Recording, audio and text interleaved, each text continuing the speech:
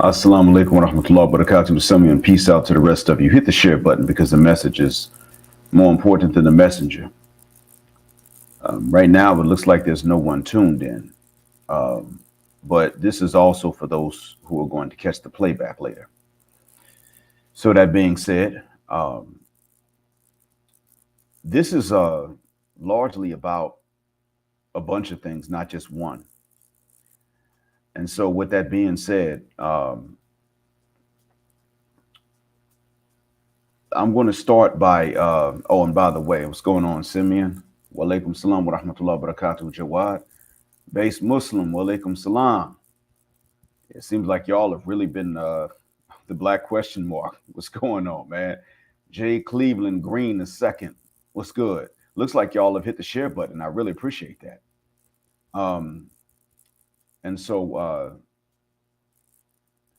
this is about several things. And I'm going to start by playing something. Shout out to Average Man Unplugged, Rome, because he put up an upload called "Woman on TikTok Goes Viral for Exposing a Dine and Dasher, Then This Happened, ...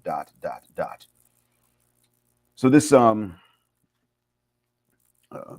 is true. I saw his video about all of that. But in that upload of his, there's a TikTok video that he played. And in that TikTok video, this lady gives an astounding confession. I'll let you hear it now. Do women feel bad after they treat you like shit? Honestly, no, they don't. In reality, they laugh with their friends about the things that they do to you, and they gossip to their friends about how they're doing you wrong and how they're talking to other men. Now, can you all hear this so far? Can you hear the lady talking? Can you hear her confession?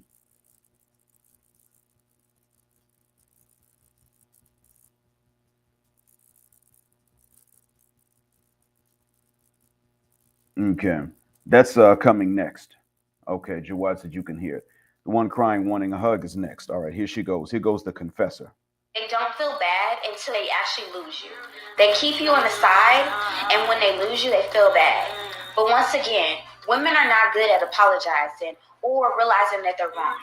Unless you call them out, then they'll think about it like, dang, maybe I did mess up. But in that moment, women do not feel bad. They think it's funny, and they really feel like it's funny to treat men like shit. Especially good men, especially men that are soft and that will actually let you walk over them. They don't feel bad. In reality, they just believe that you shouldn't be like this and you shouldn't let a woman walk over you. That's their logic. Man, you need to wake up. Women. Now, what you said here was you need to pay attention to that. And that's because what she's saying is that they don't care. But no, they do care. They're not just acting any kind of way and then it happens to be bad and it hurts your feelings. It's more like they're acting this way because it's wrong. They do care. They care that they're misbehaving. They care that they're acting wrong. They care that they're doing you wrong. It's a joke to them. That's what I want you gentlemen to understand. They're not playing around. They're doing it because it's wrong. They're doing it to hurt you. She said, though, also that they do this especially to guys that are soft and will let women walk over them. The problem is that with the Western black women, it's a little bit worse. Now, the Western Wyatt woman will do the same thing to the Wyatt man, but the Western black woman will do that to the Western black man. But the problem is that, and Dr. Tiger Hassan Johnson has talked about this, when the Western black woman crap tests you, she doesn't stop. So she's going to keep on doing it until she sees proof that you're weak. But if she never sees it, she'll just keep on testing you. So you don't win either way because she never understands that you're not that weak man. It just goes on and on and on and on. She just keeps testing until she finds it. That's it. What's going on online in MGTOW? So that's what is going on here. So it's worse than what this lady is articulating. Are evil. There are a lot of evil women out here. They don't care about what they do, and they don't care about how they make a man feel. No, they care about, like I said, they care about what they do, and they care about how they make you feel. They're doing it for that purpose. Especially women that have been done wrong, they are miserable inside, and they go around hurting other men. All right, now. So, shouts out to Average Man Unplugged, and Yeah, shout out to him for that. Gentlemen, what she's pretty much telling you is that they're reckless, but it's actually more pointed than that. It's war. And she'll realize when she gets older. I can see the video, so I can kind of gauge this broad's age. She's somewhere in her 20s. When she gets older, she will understand that it's war. With or without the hurt, they will do it. They will do it to you because of the man that you're not. They'll do it to you because you're normal. They do it to you because the man they want is only the man that their friends want. Even, I put it like this, they're only going to tolerate and treat well the man that other women want. That's it. So even if she likes you and she wants you, she's not going to treat you well. As a matter of fact, if she wants you and her friends don't, she's probably not going to say anything to you, except to act like she doesn't want you. Now, let me go ahead and tie this in, if I may, to that 33-year-old on TikTok crying about that hug. Um, the 33-year-old woman who can't get a hug is good news to us. See, one, it means that the black manosphere's message has taken traction. Though most black men aren't manosphere, there are enough of them with enough self-respect because of our message to leave her for years with no options for even a hug and touch, unless they are guys she doesn't want because of what they don't possess. Good, because those are the ones those are the only ones from whom she should have a choice. I don't say this because I know her personally, because I hate her, but there are many things that we can tell just from her video.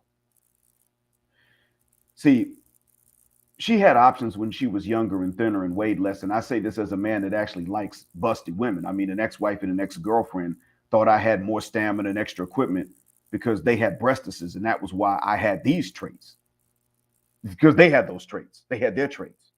Well, really, I should say that trait.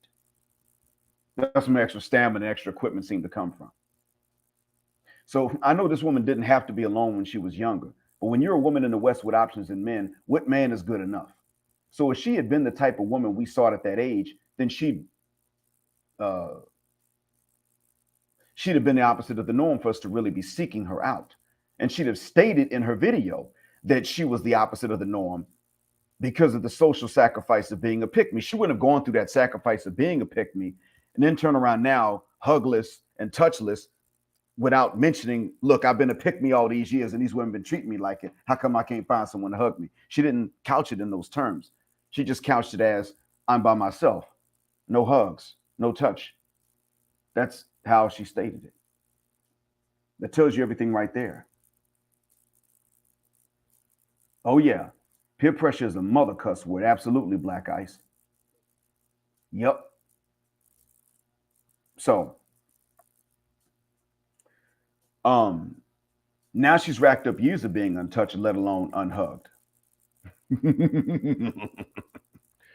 Cueing the evil laughter sound effect.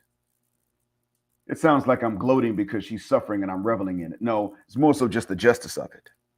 It's just, like I said, I don't know her personally, but I know certain things that are not in place. I know certain things she didn't do. I know certain things about, even if I don't know exactly who she is, I know who she wasn't. And that's all we need to know. Because, gentlemen, you should not tolerate anything other than the opposite of what the lady whose voice you heard just a few minutes ago described. The opposite is what you want, and that's the pick me. See, she said, the one whose voice you heard just now said that they brag about what they're doing, brag to their friends about how badly they're treating you when talking to other guys. My mother told me about this going on in the hair salons back in 99 and 2000. She said something similar. Now, when I sounded somewhat paranoid, she said, you need to calm down. It's not that bad. But what she said was that it's that bad.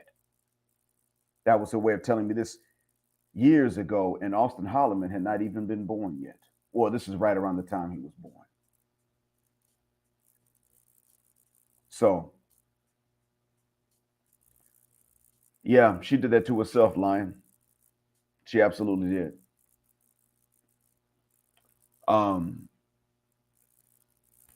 Let me explain this to you. Secondly, it means that we should press forward with our message to younger brothers to have no sympathy for these kinds of women. I'm not saying you got to hate them, but there's no sympathy for them. If you feel sympathy in your heart, then you should probably only confess it if you're going to state that at all. State it as a confession of something you shouldn't do, but don't actually act on or allow them to benefit from you applying any such sympathy. An Arab proverb says that if you don't find a penalty for something you did already, you'll do it again. And the kind of woman that she was, if she's socially well adjusted amongst women, she deserves what she got. This is actually something that should be happening to the average woman in the West. Not because I'm a misogynist, but because the average woman in the West is a mother cuss word problem. Thirdly, it means that we, my age and older, we got to tip our hats to these young brothers that don't pursue these broads, because otherwise this 33-year-old would have had at least some of these young brothers to fall back on, and she doesn't. If she recorded that breakdown on her phone or camera and then uploaded it for others to see, then other women are going through it too, and not just recording it, admitting it. Now, even though you don't have any stats and studies to prove such, we do know that there are many others who are going through this and they just won't say anything about it. And they're not hiding it and saying nothing about it for selfish reasons or for the benefit of the general public, but because they don't want men to understand that we have any value. And they know that doing so would tell us we have a value. And they don't want that. They especially don't want normal men understanding that we have a value. I didn't say mediocre, subpar men. I didn't say that, no, but to them, normal men are that bad. That's what separates the Wicked Witch of the West from other traditional women. That's part of it. To the others, you have a value. And if you're not her type, you still have a value. And it doesn't mean that you should have to be unnaturally alone for the rest of your life. Whereas in the West, that's exactly what the hell it means to them. If you were not that 10, that Chad, that all their friends want, then you're the opposite end of the spectrum. And they can't see any difference. They can't see any nuance, anything in the middle. That's what I wanted y'all to keep in mind. Now, as I speak, I think that Obsidian's live is still going on. Yeah, Black Ice, exactly. Anti-gravity, Ramadan Mubarak, wa alaikum salam. Yeah, Black Ice, if you tried to hug her, she'd make another kind of video. You know how I know that? See, I actually like women closer to my own age. I think it's genetic. I've stated that my dad is younger than my mother. His grandfather was younger than his grandmother. I was younger than my second ex-wife. So most of the time, a lot of times these women don't know how to handle it. When they find that actually that age is better for them than it is against them, a lot of times they don't know how to handle it, especially in the West. They may want you to prefer them, but if you actually do, they don't know what's wrong with you. So that's how I know. But in any case, as I speak, Obsidian's live is still ongoing. And on that live earlier, I was there. I was live on the panel. And there was a counselor that came on talking about narcissism. And one of the things he said is that you cannot win arguments with narcissists. Now, I mention this because in 2019, when I was visiting the US, my mother told me in her living room that you can't win arguments with feminists. Actually, I take that back. She told me that in 2018. Sorry, no, 2018. She said to me, son, you can't win arguments with feminists. Don't even engage. Don't even worry about it. I said, okay, cool. You're right. And since then, I've avoided it. And I don't mind telling you all about them. I don't mind standing back and taking shots at them and sniping. But let's take Six the Fraudess, for example. She calls herself Six the Goddess, but she can't spell it. That's a narcissist. She wants worship. She doesn't really want the men. She just wants the worship. That's what it is. Now, the counselor on Obsidian's live stream panel did not outright call her a narcissist, but he did say that she shows some traits, that there are 9 altogether, and that diagnoses come when they show 5 or more consistently. Now, to me, Six the Fraudess is one because she already calls herself a goddess and always sexualizes herself from attention from men, but she doesn't want any of the men.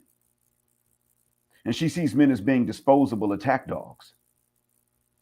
She Me Too'd a black man a year ago, saying that he intimately assaulted her because he asked her about her panties in a sarcastic manner after she called him Carlton and said something about his tighty whities. So he responded in kind to show her how it felt, He was wrong, but so was she. She was the first one wrong. Now, as a Muslim who's fasting during Ramadan, I actually decided, you know what? Let me go on there. And I went on and I told this man whose name is Chaotic Truth, CT. I said to him, yeah, man, that was wrong. You were too easy on her. That was too much attention. It's the kind of attention she likes. But don't apologize to her because she was wrong first. And if this is not just a gender conflict, it's a gender war. And they don't apologize in war. The reason they don't apologize when they're wrong is because they're in a war with us. That's why. It's war. So don't apologize when you take shots back in a war. Okay, you shot someone through the kneecap, took off their bottom leg. It was extremely, excruciatingly painful. Yeah, great. Don't apologize. As a matter of fact, if their screaming is going to blow your cover, shoot them through the brainstem. That's war. Not because we like it, but because they insisted. It's war. I don't like saying that it's a gender war, but it is because they won't have it any other way. So she already thinks lowly of men in general. Six, the fraudist, thinks so because she has simps and she used to strip. And stripping is one of two professions whose women have the lowest opinions of men in general. The other profession is when they sell the box. And as we know, there's a lot of overlap in between them. You do one, why not do the other? There was some guy, I forgot who it was, but he offered to be with Six, the fraudist, while sharing her with other men. And she asked him for a deposit of $1 million to do so. That's some serious narcissism. I mean, according to the layman's definition. I know the clinical definition is more exact. But you see, women who may have started their lives off as not being narcissists can become narcissists because of attention that they get. Now, I'm going to tell y'all about something that recently happened. And I'm probably telling too much of my business, but if it helps you, I'll do it. Yeah, Anti-Gravity 74. I just saw it. I just saw the playback on Obsidian's Live of how she did him. Now, I don't know if she said, I didn't want to deal with you anymore. I didn't want to be with you anymore. I'm not sure which one, but some people in the audience said she said, I don't want to be with you anymore. That actually sounds like they were having an affair while he's married. Now, I don't know if they really were or not. I don't actually think that they were having an affair, but the only reason I don't think they were is because I don't think that she would have been willing to lay down with someone like him, not because of chastity, but simply because she's a narcissist. And I no longer respect women saying no if it's not for reasons of chastity. I don't respect that anymore. I respect them saying no when it's for reasons of chastity. I don't, and because it's wisdom. I don't respect what it is that they're doing now because I've seen how the Western women are and how they move and how they roll. For them, no is just an ego kick. It's an ego trip. Because you know they're already telling triple digit numbers of guys, yeah. So when they say no, they're really only saying no to get an ego boost and to justify all, the 100 times they say yeah. If they say no 1,000 times and saying yeah to 100 different dudes is okay. So that's what they're doing. Plus, they know what crushes men's spirit when you know that she's a thought, but she tells you no. They know what they're doing. That's what it is. Yes, base Muslim, I'm talking about Six the Fraudist. Absolutely. Same one about whom you were talking. So, yeah, that's some serious narcissism according to the layman's terms. And so as I was going to get at, there's a friend of mine, Muslim brother. He's from the same state as me, but lives in Atlanta. And his wife became a narcissist. When he married her, she wasn't. He said he used to have to tell her to not apologize for things she didn't do wrong. Now, she won't apologize when she's wrong. It's changed that much. Now, we're talking about 2 decades they've been married, and he's seen this change over time. And he said he's seeing some of the traits because he looked it up. The definition, he's saying he's seen some of these traits in one of the daughters that he has. He's got several daughters, but he's seeing it in one.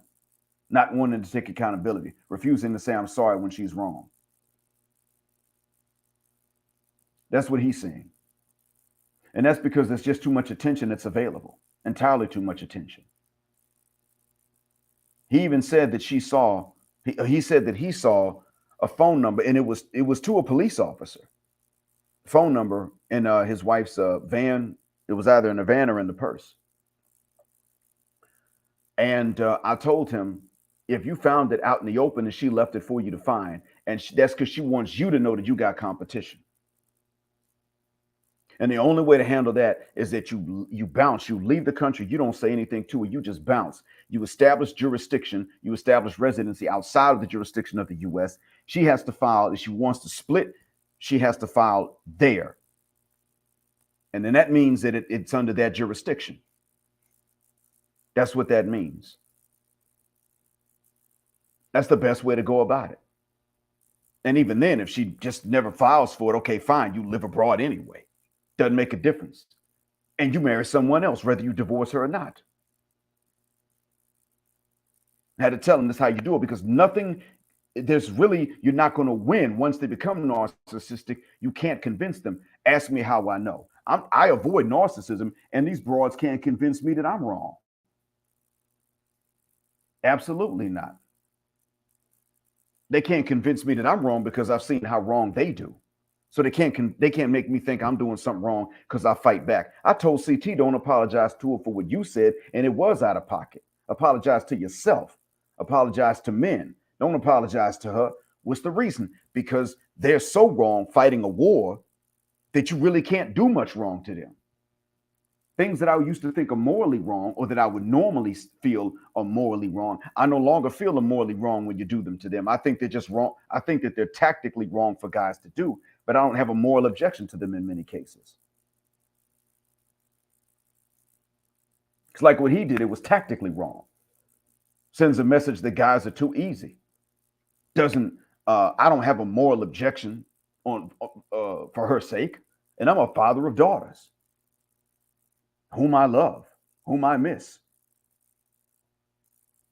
But see, when people do you wrong so long and nobody stops them for it, then what winds up happening is that you can't feel sympathy for them, and you can't feel like what happens to them is wrong.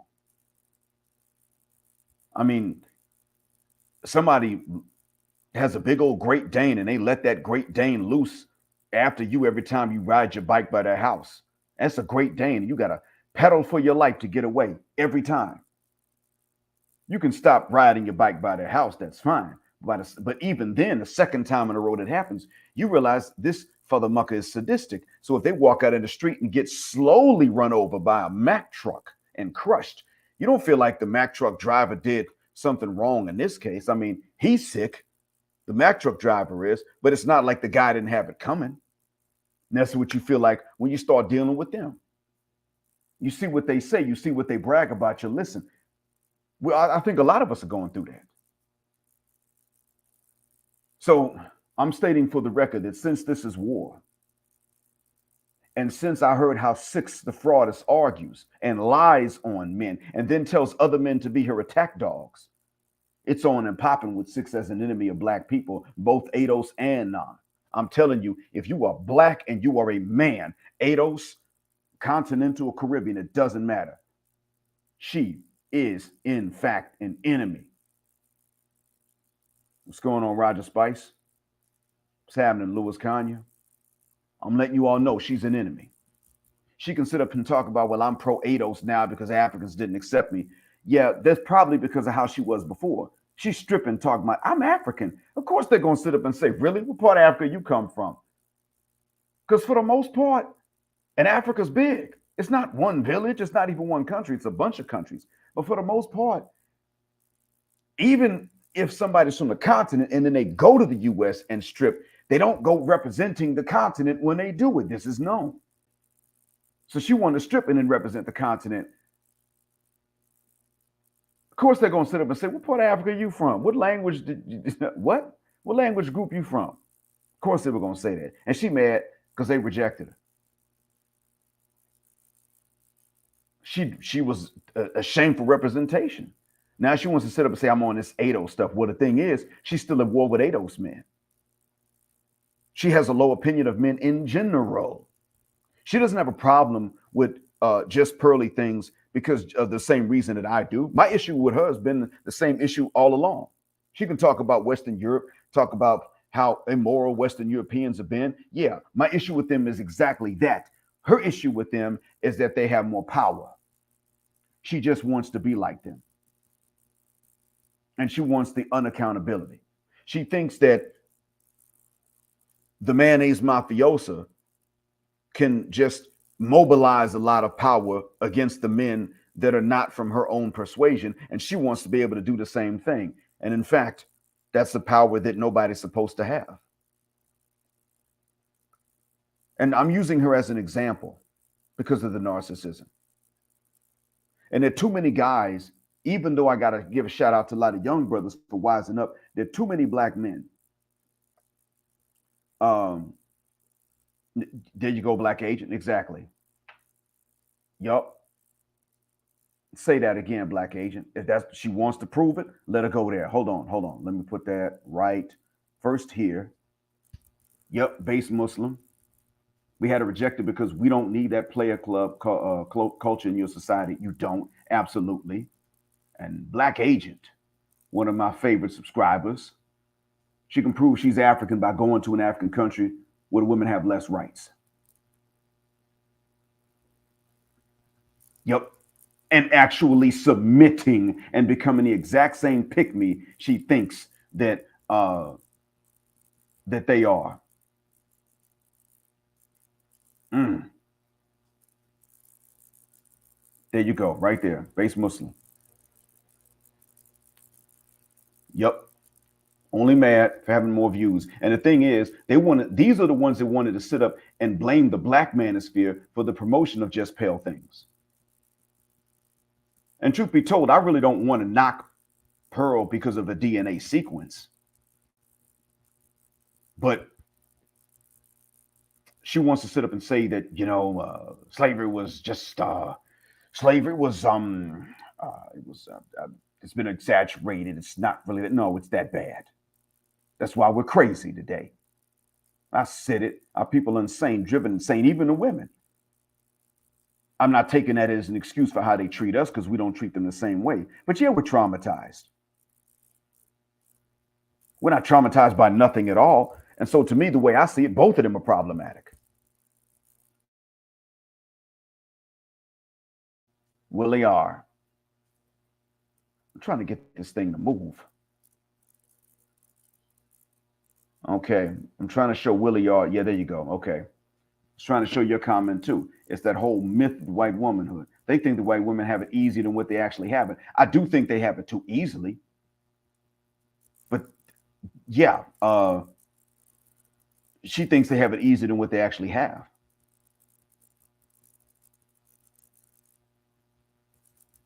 So, to tell the truth, Jawad, that's what happens with a lot of these Western bras, these wicked witches of the West and these hyenas. It's like things too easy for them. And then there's that too. And so how's she giving love advice? Exactly the way that Samantha Lee Gibson, or Samantha Lee, Tyrese Gibson's ex-wife, is on now. And I'm glad the brothers are not up here giving her any credibility. Brothers ain't listening to her, some women listening to her because they don't care that she left Tyrese and he doesn't even know why. But you know what? Let me go ahead and continue on with what I was going to tell y'all.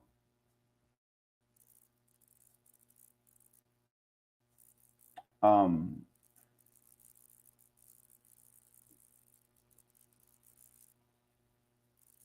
I don't get why Danica will collab with her so regularly. And I say that because I've stated before that Danica wants attention from men despite being married. That's why she goes on with the makeup and I mean, she knows she's going on with the appearance to get the looks and the views, and I blame the men for giving them to her. See, if Danica does bring substance, I give her credit for that. Danica speaks substance, but what do you do when a woman's speaking substance? You hit play and you start doing other things. Your eyes are elsewhere. You can hear what she's saying. And that's one of the reasons I don't show my face. It's not just that I don't want the publicity, but there's also the fame I'm not looking for. I mean, frankly, it really is about the message. And if your message is on point and you really want to be modest, especially as a married person, then why put yourself out there? Why do that? Oh no, Danica Marie actually underestimates the substance that she's bringing to the conversation, which is why she insists on showing too much with the makeup on. I could see that within about the 4 seconds that I've actually ever seen her.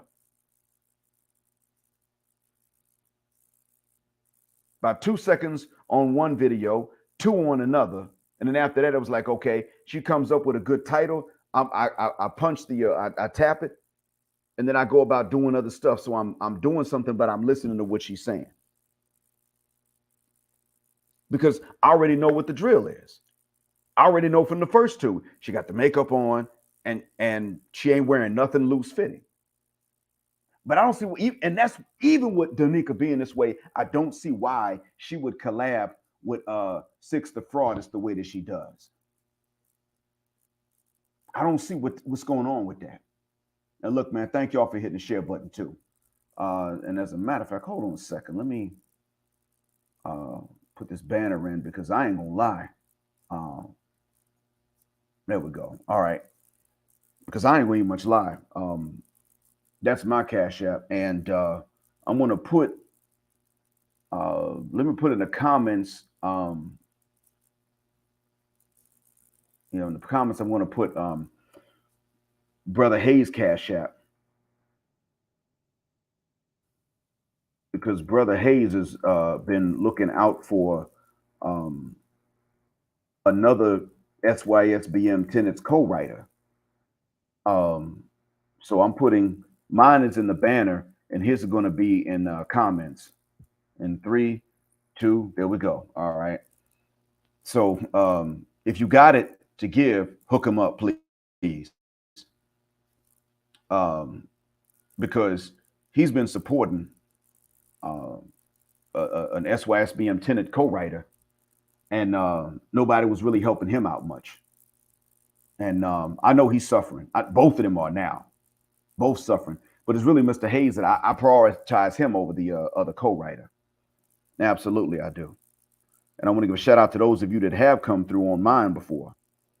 And so, man, I mean that from the bottom of my black heart. As a matter of fact, hold on. Yep. 30 minutes ago, shout out to let me just say the Green Company Consortium, because I don't have permission to state your name, but you know who you are. Thank you from the bottom of my black heart and from the depths of my black mind. I mean that.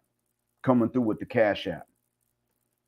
So yeah, man, Jawad, the Cash App dude, I read he got stabbed to death. And I don't know why. I'm not sure why he did. Shout out to a namesake of one of the prophets. Shout out to him for coming through on the Cash App. And thanks a million, sir. And I mean that. Again, from the bottom of my black heart and from the depths of my black mind. And if anybody's putting anything in for Mr. Hayes, I can't see it because I'm not there. But if anybody is, just let him know why or something. And oh yeah, Salam Alaikum, anti-gravity. Thanks a million, sir. Wait a minute, Roger Spice. You say that a lot of guys with links to crypto are passing away. Yeah. Then if it's happening again and again, then that does say something. That absolutely does mean something. That means that they're not going to allow a currency that's not centralized under no circumstance. If I could have coded, I would have tried to come up with a currency with some kind of theme, like some sort of actual really pro-black theme. Another YouTuber, you know who you are. The Double B, if I might say so, because I don't have permission to give everybody's name, but the Double B, thank you again, sir. Again, from the bottom of my black heart and from the depths of my black mind. So if Algeria just joined the BRICS, then that means they're going to have this currency. And if the currency gets strong, then that means that they're going to turn around and that means that they're going to turn around and lead some other African nations. And that's going to mean something completely different for Africa. And I ain't gonna lie, all I'm gonna ask for is if any of you have any of these a few coins in any of these cryptocurrencies, feel free to send them my way. Just a few coins with the change, because I would use that to try to get into more. I'm not even gonna much lie. If BRICS comes out with a cryptocurrency as well, it's going to be one of the strongest currencies. Now, I don't think this one's going to completely replace the dollar, but it is going to put it in check. I'm guessing. Over time, I don't know which is going to happen. Um, yeah, base Muslim. I know that's true. Yeah, I know Algeria is not like its neighbors. I'm aware of that. Tunisia is kind of the second one, I think. Um, yeah. So now, Jawad, what you said here, that could explain something too. That could explain something too, because that means that he might have turned around and said, "Hey, y'all, look, hold up. Um, don't turn around and just take for granted what they're telling you." Could have been it. Anti-gravity. They have a reputation for a long time for not being like Morocco. Um, they've been known for being somewhat conscious and against colonization for decades. I met an Algerian here in Saudi, and he was talking about mental colonization. I didn't tell him that I was black. I didn't have time to tell him I was black and that I was on that. I didn't have time to tell him. He sorry for the sound of me drinking a liquid, but it's nighttime here. I know you brothers fasting during Ramadan. It's daylight right there in North America. So so yeah, what I was gonna say next is that stating for the record, um, we have to understand that we're at war. We're gonna have to move like it. But that also does not mean that we're to argue with them. If you're going to go ahead and oppose them, uh, then go ahead and oppose them, but do it in a cheap manner. Just go and argue with them. If you're going to argue with them, do it on one of your platforms where you can hit the mute button. And that's because you have to. See, you can't win arguments with them. That's very true. You could out logic them, but as you already know, when you start out logicking them, when you start to beat them with logic, then they move and they shift. And because they understand that men have an instinct to protect women, then what they're going to do is they're going to start turning other men against you. And you have to keep this in mind. Cortez Smith, exactly. That right there. You have to keep in mind that. Do we have to oppose them? Absolutely. Oftentimes, avoidance is going to be the best one. You expose them, and everything else. But what you have to do is that you got to expose them in a way that they don't get to talk back. That's why I say you snipe from a distance. Like right now, if they're going to come and argue with me, they got to come on my platform, and best believe I'm going to hit the mute button, their mute button, and it's going to be a monologue. And I'll tell them, look, you're allowed to give me new facts and new information, but the minute did you lie, I'm hitting the mute button again. I'll correct you, then I'll unmute you. But what you're not going to have the opportunity to talk over me, because in honesty, they don't deserve the opportunity to talk at all. That's it. And so, and they're going to do everything they can to lie to everyone else about what you did. They will resort to that because they can't win an argument. I'm not joking. Because Six the Fraud has tried to do that with CT. And the thing was, he said, look, hold up now. And he was a little bit triggered because of a simple question, but I understand why he was frustrated. He had the right to say, listen, I don't want to answer that. But when he was already in a bad mood and she saw she could hit that button, she did. And she remained calm. She did get him triggered and emotional and all that. But let's look at something else too, though. She did more. She started with the okay, Carlton, tidy whiteys. So what she was pretty much saying is, I'm going to judge you by our enemy stereotypes of us. And if you're not that negative stereotype, then that means that you're Carlton Banks. There's no in between. I only believe in stereotypical archetypes and tropes and that you have to fit from one or the other. Okay, Carlton Banks, stop being triggered. You're having a PTSD episode. There are no lockers for us to lock you in and take your lunch money. Pretty much saying either you were the sweat got bullied. Nothing in between. And that's it. Nothing else. And Jawad, I'm gonna tell you one of the reasons I've learned they go for these thugs. One of the reasons they go for these thugs, Jawad, they got several reasons. It's layered. They go for them because the thugs have criminal records, and therefore there's control. They go for the thugs, Jawad, because they can call the cops on them very easily as part of that control. They go for them because they don't believe, really, that if a man is not a thug, he's man enough. They believe that the thug is man enough, but he can't be too smart. So they've already disassociated intelligence from manhood. So they'll sit up and say, well, he's a thug, he got attitude, he can handle me. And so on the surface, it does seem like that. But in reality, they let those men do that because they can keep them for a while, use them as a hitman, so to speak. They can easily mobilize those guys to do violence against someone else. And the thing is, a lot of drug dealers don't really make a lot of money. That's the other thing. They don't have to spend a lot of time trying to make the money that they do get. But a lot of them don't make a lot of money. So it's not because they got all this money, but it's because there is an image. They can mobilize these men to do dirty work for them. And then later they can always call the cops on the men. So they got control. It's the perfect attack dog, perfect guard, not even guard dog. Guard dogs protect. It's the perfect attack dog. This right there. This is the mechanism by which they maintain that, Jawad. If you're not a criminal, you're not a real man. You're not a real black man. They love to use that. And that's the mechanism. And they've maintained this. And they raise boys to believe this stuff. So the boys grew up and they maintain it. They enforce it. The idea comes from the sisterhood, but the enforcement of this idea comes from the men that believe it. That's what's going on there. Again and again and again. And so eventually they decide to move on to the next. They want to know what the next guy is going to be like. And if you want to know who told me about that game, his name is MOT, Man of Tomorrow.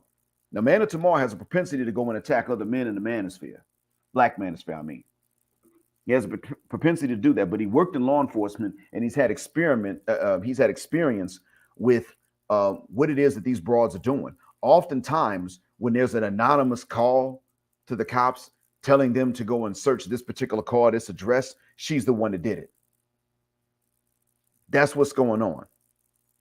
He was the one that pointed that out because he could know who made some of these anonymous calls. And he had to tell one guy that he had arrested. After that guy did 25 years and then came out, he had to tell that man, look, listen, she, who it was that called, it was her. She called. She was waiting on you when you finally got out, but she called. And we know she was with some other dudes while you was locked up. But now she gets to play. I mean, she got rid of you when she wanted to get rid of you, took a 25-year long vacation from you while pretending to be the loyal girlfriend while you were in prison. And then she's waiting on you when you get out. She gets to be the hero in front of you. So he had to tell one of these guys that. Y'all read what Dennis G just put on here. I can't make this up. I'm not that creative. I've written fiction before, but I'm not this creative.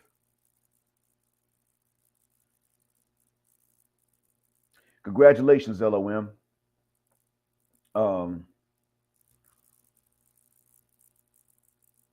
So you all see what Dennis G just explained. Somebody else can corroborate this. These patterns are real. These are not stereotypes. But point this out right quick.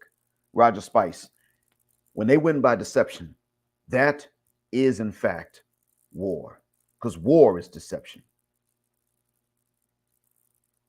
That's why they're doing it.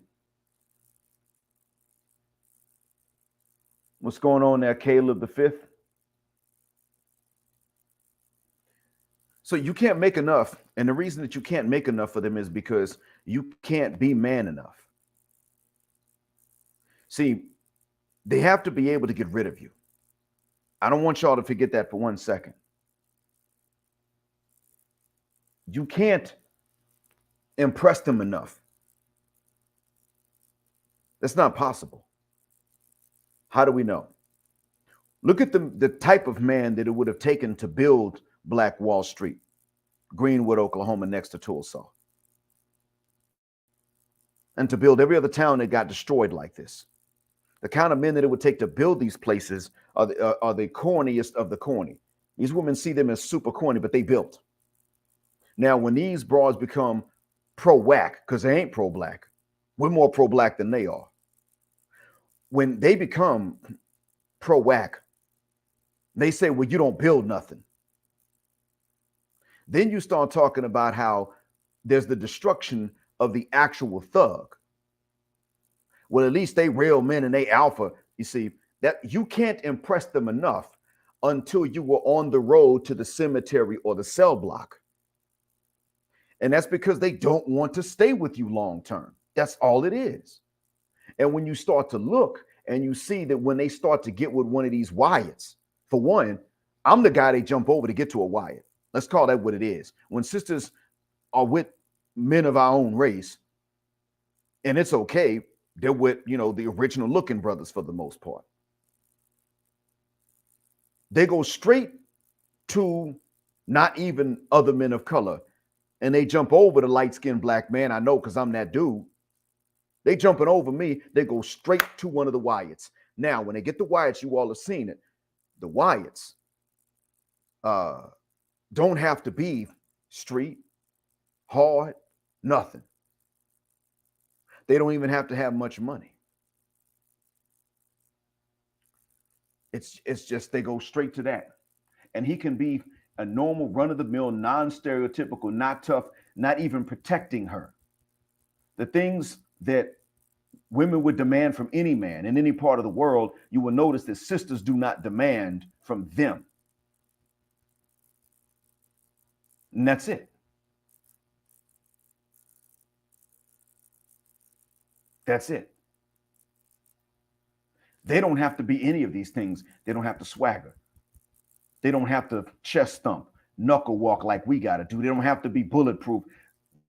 They don't even have to know how to handle a pistol. None of these things. I'm not sitting up here bitter because of the preference the sisters have. I'm bitter because they lied to you about it. I mean, I'm ticked they lied to me about it too, but they lied to you about it. How dare they? Because when they lie about it, let's be honest, they still expect you to read their mind and they blame you for not being able to. How fair is that? You can't overlook something like that. Because then they're going to turn around and they're going to raise the next generation of boys that are not our sons, but Walmart Tavius' sons. And they're going to lie to them boys. And they're going to keep forming. Serena Williams is proof of that. Base Muslim got it. They can work it out back. Yeah, absolutely. And when you look at Serena Williams, to tell the truth, one of the reasons why we believed that Sierra and Russell was the stereotypical couple, even though they're highly weird, was because Serena Williams is stereotypical of that when she married Alexis Ohanian. First of all, his name is not Alexander Ohanian, it's Alexis Ohanian. Excuse me. That's Alexis. That's not normally a man's name. Maybe I might have that wrong, but I've seen his name printed in articles as Alexis Ohanian. Sometimes it's Alex Ohanian, and other times it's Alexis Ohanian. Wa alaikum salam, Israel, young lion. What's going on, man? So now, if he was a black Alexis, that wouldn't have worked. They're both millionaires, but he's got a ninth of the wealth that she has, or at least at the time that they got married. She was pregnant at the time of the wedding. Now, she was a Jehovah's Witness. She never bent over and gave up the box to none of her black boyfriends. So, and if it was about chastity, then that would be cool. The problem is that's not what she's doing. I love it when somebody uses one of my spoonerisms. Man said, "Shuck that fit." I left the hood and went to the suburbs. My man said, "Shuck that fit." So she did all of that. So it wasn't about chastity when she was telling Common no. And the thing is, these men went and slept with other women, and that was when she would break up with them. Well, I mean, what does she expect? If she wanted someone that would understand when she says no, then the best thing for her to do would have been to get with men that had the same beliefs as her. And they probably weren't going to be as wealthy as her, being Jehovah's Witnesses. Because black religious men don't tend to make as much money unless people don't know they're religious. Don't get me started on if you're Muslim. But yeah, if he had been black, he would have had to have exactly this, what Cortez said. Not only a cool name, hell, his name probably would have had to be Uzi Tech 9, a felony or something like that. Maybe Shaka Zulu. Maybe. Or just Shaka. But definitely, it couldn't have been no Alexis. And the thing is, she's had her phone stolen before. She went and got her phone back. I saw the video. I saw the video of her leaving the club and chasing this dude down and getting her own phone back. He handed it back to her. Her husband stayed inside. You see, Alexis didn't have to do none of that stuff.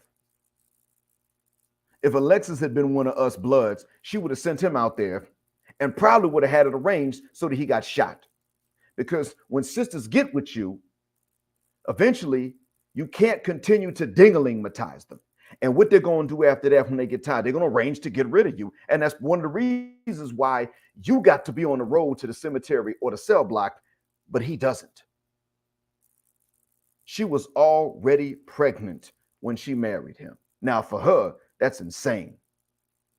No wonder her father didn't go to that wedding. He shouldn't have. What that goes to show you is that when we black men complain about Western Europe's diaspora and what they've done, and she complains about Western Europeans and what they've done, the complaints are coming for two different reasons. I agree when Six the Fraudist has a bunch of stuff to talk about Western Europe and their diaspora, but my reason for that is because they're oppressors. I don't like oppressors, period, even when we're that. They are just mad because they don't get to share in the spoils of the oppression. We simply didn't want to be at the bottom of the totem pole where everybody's crapping on us. They wanted to be able to crap on someone, and that was us. Look at what Roger Spice said, and that's true. She didn't even expect him to chase after that guy. She did it.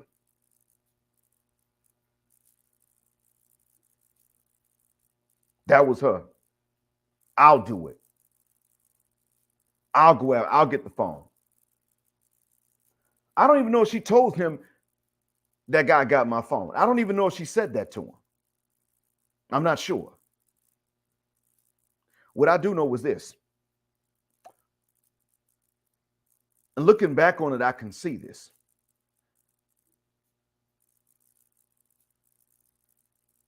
The worst I've been treated by sisters is when I let them know that I'm black. That's the worst. And the funny thing is that my students now, as you all have heard, I'm teaching male and female students now in the same classrooms. And I don't hide that I'm black from my students. This way they know not to say any foul stuff. Bruh, the looks I get from some of the lady students, it's, granted, they're generally polite anyway.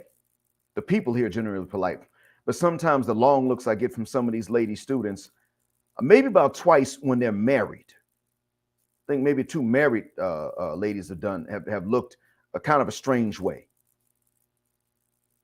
Knowing that I'm a blood. That's something there. Because with sisters, it's been vastly different. I'm talking Western sisters. So,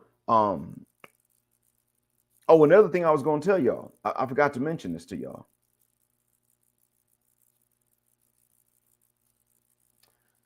I wish this was true, by the way. Red Lord, Black Sigma. I wish this was true. But you know what, man? In the West, women with options, women that can have a choice in men are going to go for the bad dudes. One of the reasons is because even if at heart she doesn't want a bad dude, she still has the pressure from her friends to compete for those dudes. And if she's nice looking, she can compete. And they'll look at her like, why are you with that lame? So a lot of times women that weren't at heart interested in these dudes, they still get shamed and scared out of their interest in guys that are not like that by their friends, because their friends are like, look, girl, that man can't protect you. And you know, when he with you, somebody gonna test him. That's what's going on. But let me tell y'all what's going on with the one of the differences between the women y'all got to deal with over there and the ones over here.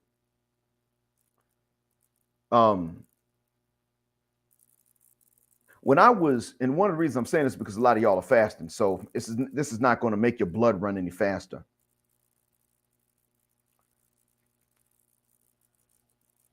In the States, I assumed that I was just normal, average, and in a lot of ways I am. I mean, when it comes to throwing them hands when I have to, I'm about normal. Sometimes I could win. Matter of fact, I know what to do to win, but I'm not going to say what it is, because if I don't do it, then I could lose. So when it comes to throwing them hands, I could win or I could lose. Either way, I'm normal in that regard. I'm not an expert.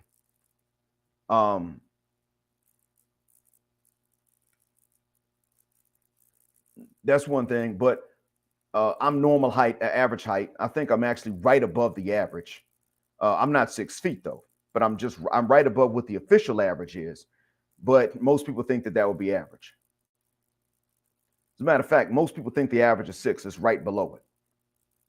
And it's a long story. I'm not trying to give numbers and get too specific.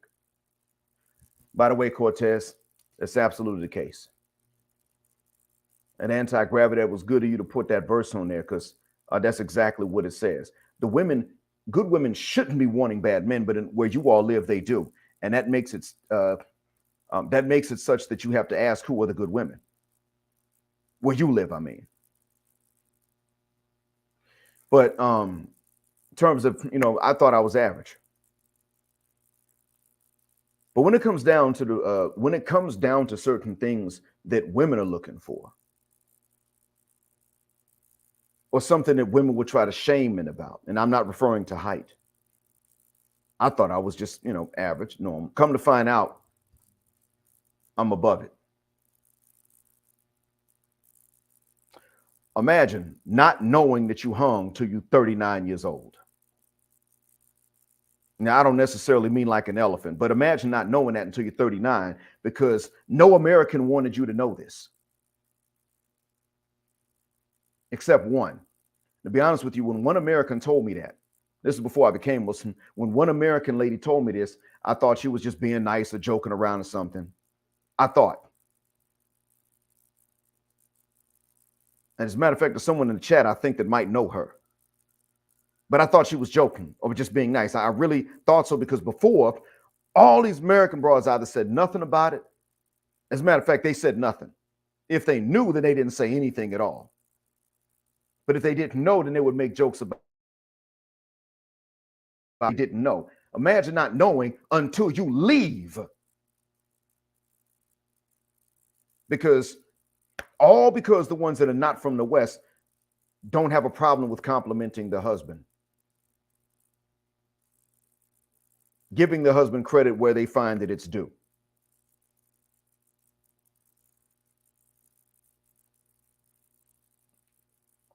All I'm saying to you, gentlemen, is that a lot of times when you're in the West, you're surrounded by broads that are trained to not let you know that about you, which they find good, which they like. That you're surrounded by that. They're trained that way. They're trained to have you underestimate your own value, because that about you, which is good, even in their own eyes, they are not supposed to tell you. They're only supposed to compliment you if they can use that to gas you up and manipulate you into doing something. You strong. You throw them hands. How you gonna let that man disrespect my friend like that?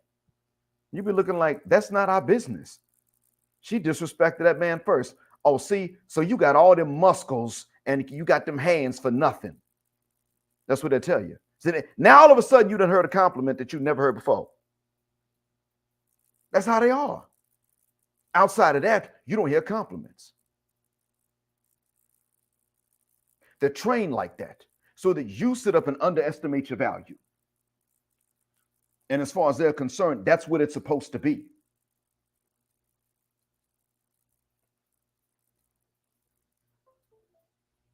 So factor that in. Stop and think about that for a second.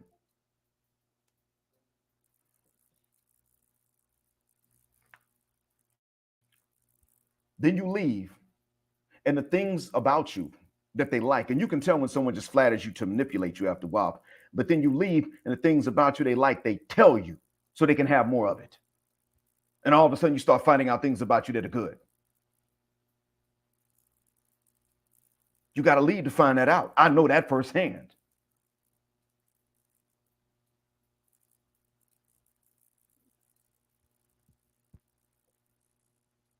Just by a moment, you're on exactly. They tell you. I saw a text where some of us have seen a screenshot of a text where a chick tells the man, you know what? We all do that. We all have a good guy that we keep on the back burner. Let's sit up and say that. And what's the reason? They're not keeping a good guy on the back burner to save the best for last, like Vanessa Williams saying. They're doing it because they're giving you their worst. And they know it. First, they know it subconsciously when they're young. Then they get older and they're aware of it. But they'll do it anyway. They'll keep on doing it. Anti-Gravity 74. I'm going to tell y'all who said something about that. Crimson Cure and Edward Allen Anderson have talked about that. Edward Allen Anderson said less than a week ago that African-American men are not accustomed to actually being treated well by attractive women. Now stop and think about that. How are we all not accustomed to that? Because all these hyena broads are in on it. That's what it is. They're all in on this stuff. Now, I didn't say all black women. I said all hyena broads. The problem is most of them are in on this because most of them are hyenas, or at least they won't oppose them and pull the wool off of it. They won't sit up and say, well, you know what? We have this thing where we encourage each other. But you all heard what that woman said at the beginning of my live stream right here. Y'all heard her confession. They brag about what they're doing wrong. This means they're encouraging each other to do wrong. That's what makes it a conspiracy. So the things about you that are good that you don't have any idea about are by design. They didn't just forget to compliment you or it's not a part of their way. No, they know what they like and they are intentionally fudding the shuck up and not telling you. You ain't going to find out till you bounce. End of.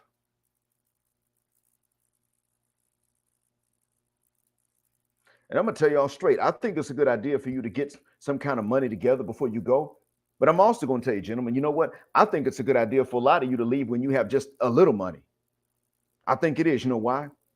We're not trying to get all these other women accustomed to us getting off the flights and having a bunch of money to blow. They need to learn early on that we might be responsible with the money we have, but that we ain't all got we don't all just have it like that. They need to learn early on that if they like us, they need to remember that it's going to be because of how we treat them.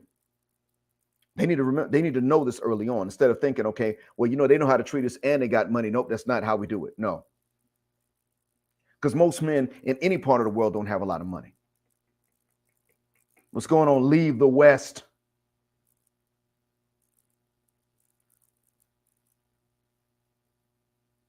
You know what? Anti-gravity. Hold up. Check this out. I saw that when I was younger. And that's part of it too. That's because they're trying to reach back.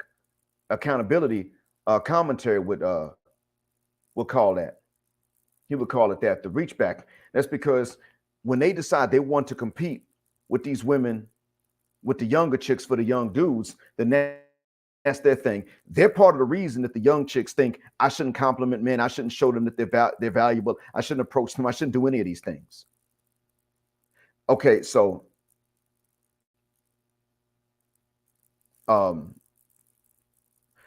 these older broads will tell these young girls these things that won't help them.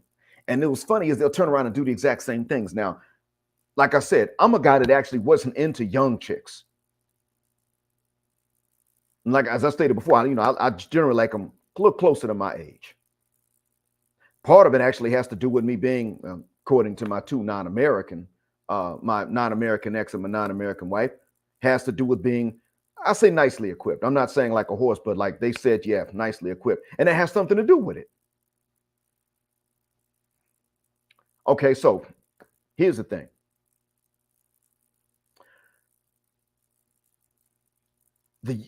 When the older ones turn around and give you these compliments, and you actually appreciate that compliment coming from them, and you respond in kind, they don't know what to do. When they realize that you actually would not even be thinking about the younger broads, if you're with them, they're not sure what to do.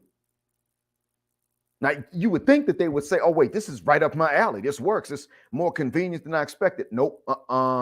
Nope. Mm-mm. They don't know what to do. Now, if they think that they're still competing with the young chicks to get you, and that the young chicks are competition, then they'll keep trying to compete. But if they see that you're one of those rare men that it's actually more convenient for them because they've already competed with the younger chicks in your eyes because you're designed that way, they don't know what to do. It's like, wait a minute, hold up. This guy actually, you know what? He actually is into me. Hold up.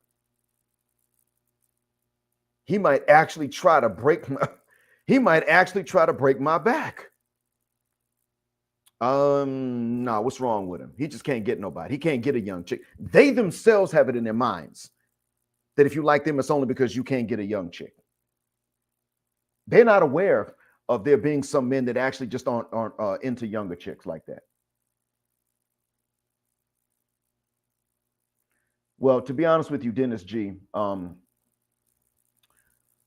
of my play nephews, I got two play nephews here, if you want to call them that, in Riyadh specifically, even though they're from elsewhere. One of them said that he went to Bahrain. And here's the thing. He went to Bahrain. Yep, it was to buy the box. And he said, I don't even trust women to where if I pay them, I don't even trust them like that. I was nervous, but because I thought that I might be abnormal or ill-equipped or something because we have a lot of misconceptions about them draws in this country. He was talking about the Saudi population in general. He said, because many Saudis have a lot of misconceptions about the way that it actually works, I wanted to know if I was normal. Not him, not me, but him. He was talking about himself. Now, he said that it was true that women from that part of the world were tighter, if you want to say. That's what he said. However, if she was older, could have been anything. The thing is that the thing that is different is that they don't mind, whatever it is about you that is a compliment, they don't mind telling you. They don't mind it because it's not against their culture to compliment you. That's the main thing. That's the main thing I wanted y'all to understand. As long as you were there. Yes, Bob Bowman, exactly. They're doing their best. And y'all know how women don't like each other that much, but they were cooperating with each other just for this, just for us to feel like now we got to go ahead and accept.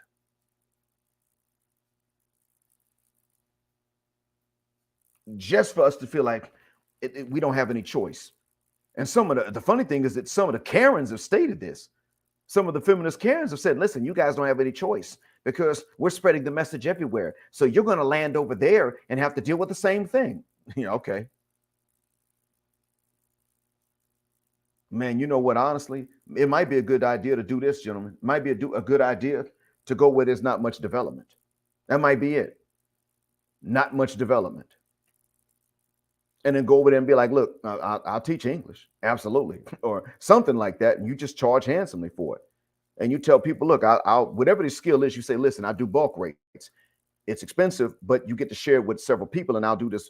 Something like that. But you're going where it's not very well developed. Why do I say that? Because it's when you go there that the ladies understand your value. They can appreciate you.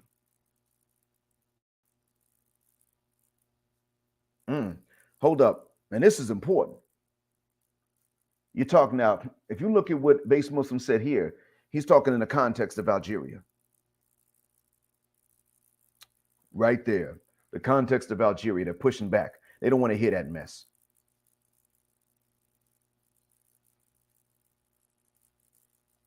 This is important. I was chilling out with some Hausa brothers a few nights ago. And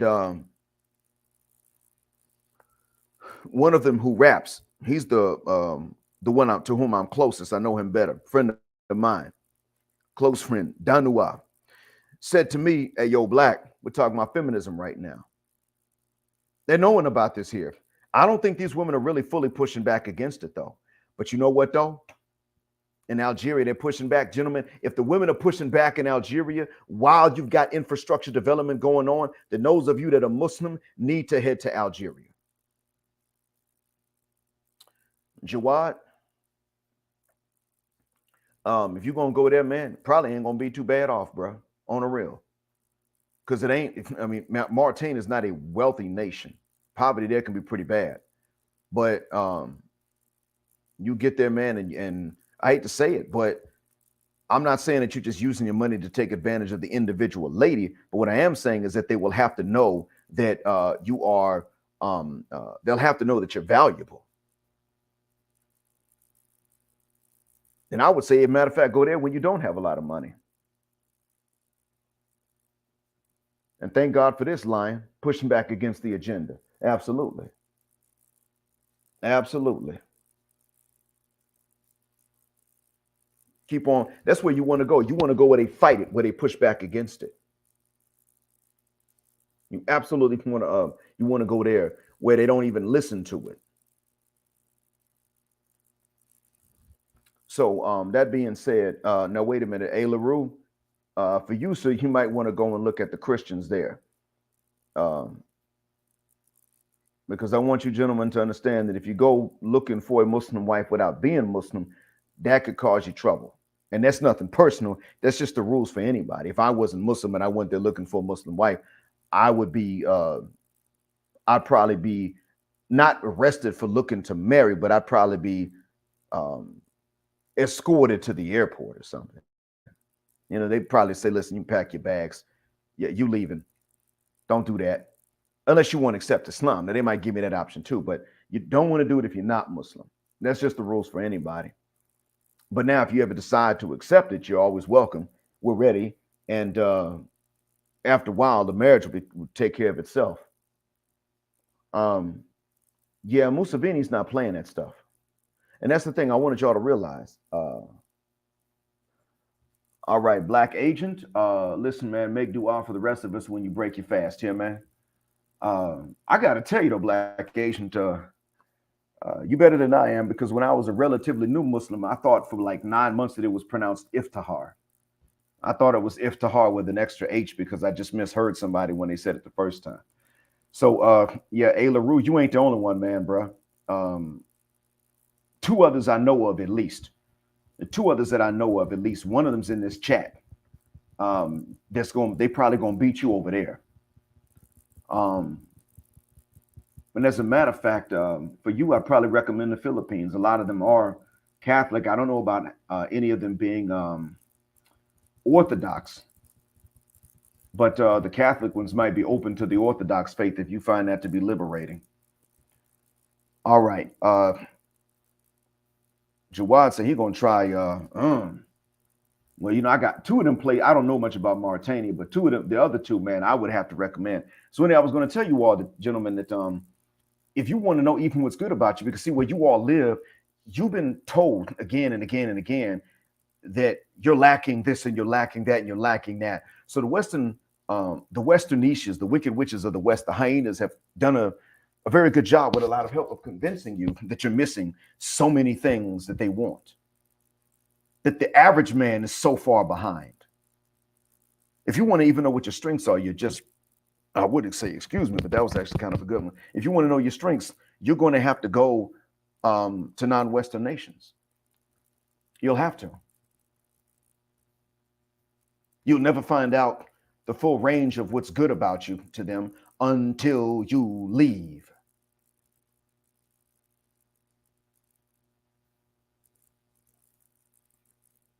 Until that point, you stay there where you are, you will never know what all you have to offer. Now, years ago, my father said to me, son, you got plenty to offer, but I don't. And I think this was just before, right after I got married, the first time. He said, son, you got a lot to offer, but you don't seem to know and understand that. And I was about to say to him, all that I have to offer doesn't matter in this market. I was about to say that to him, but we got interrupted. But I was going to tell him that it doesn't matter. It's like, I don't think that I have nothing to offer, Dad. It's just that here in this market, none of it makes any difference. None of it.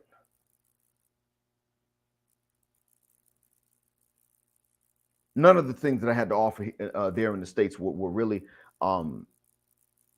they mattered much. And I was one of the lucky ones because I had the dad I had that I understood what I had to offer. To be honest with you, if I hadn't had the dad I have, I would not have fully understood it. I would have kind of understood it from my mom. I mean, if I hadn't had my mom, I would have kind of understood it from my dad. But between the two of them, I had a pretty good understanding that I do have stuff to offer. It just doesn't matter. The problem was that in the West, nobody was sitting up and saying, wait a minute, hold up.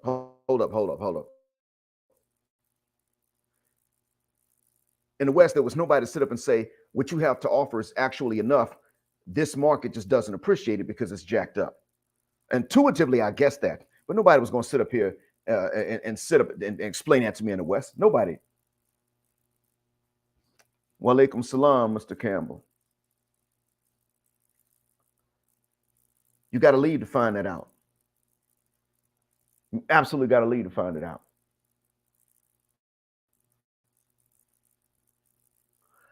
And I'll be honest about something else too. I don't feel like, I'm happily married now.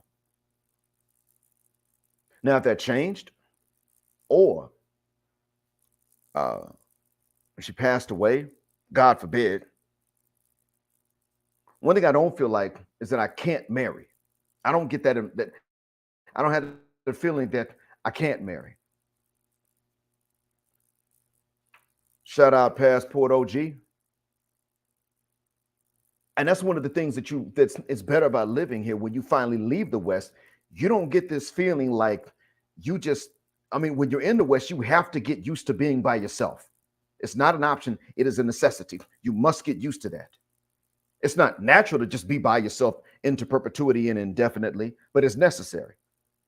And because it's unnatural, you have to actually get yourself ready for that. Because if you're natural and you seek out someone, they're always going to use that against you. When you leave, it's not the case. And a lot of you aren't going to be able to leave the West. I understand that. I realize that a lot of you won't be able to. But if enough of you do leave, then those of you who can't leave, you might be able to use that as a bluff. You might actually be able to use it as a bluff. No joke. And I would say this, if you are stuck there, you still can't settle for less, because if you do, then the younger brothers that are growing up will have to. If you're willing to settle for less today, the younger brothers that are growing up will have to settle for less later on. Until there is a generation that said, we will not settle for less. You're going to give what you ask us for in exchange, ma'am. And they mean that. And they go that whole generation holding to that. Until that happens, every subsequent age group of men are going to have to settle for less.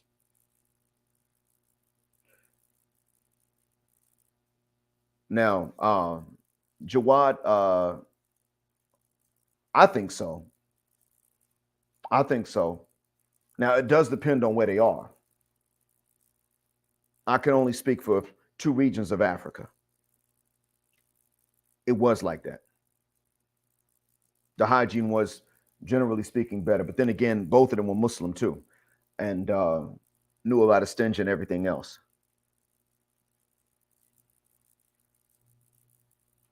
Um, but yeah, those of you that do stay behind, those of you that wind up having to stay behind in the West, understand that it's still war. And you might be thinking, what am I supposed to do? Stay by myself forever? And I don't think that you should make that the goal and the plan um, right off the bat, but you should prepare for that eventuality. You should be prepared, because the only way that you won't have to stay by yourself unnaturally your whole life is if the broads know that most of you are ready to do it. That's the only way you won't have to. If they know that you can't, then you will wind up having to. It's a crazy paradox.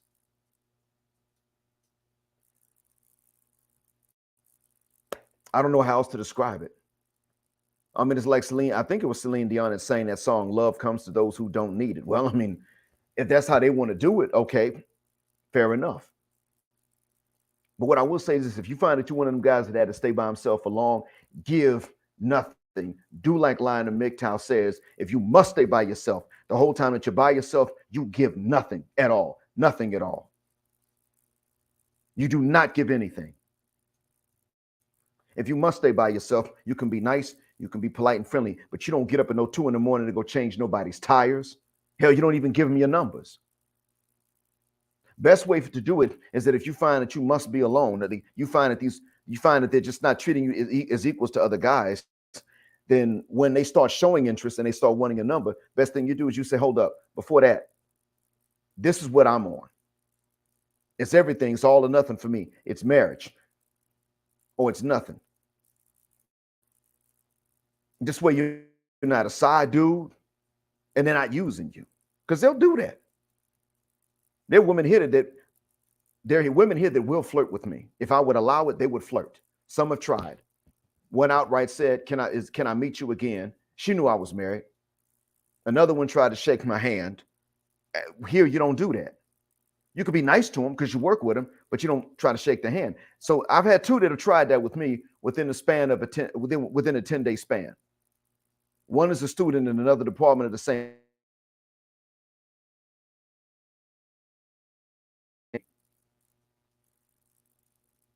Both of them cute. But what I wanted you to understand is that they're doing this because they want to flirt. They're going to be some that want to flirt with you, but they don't want no commitment. They don't want a marriage. And you got to understand that if you do accept something like that, even though she's a side chick, if you are married, like that would have been the case in my case, and that's illegal here, you're going to be the side dude. And understand that if you're the side dude, I don't mean like you the side dude, you get to smash and no commitment. No, that's too convenient for you. They don't let you have that. You're going to be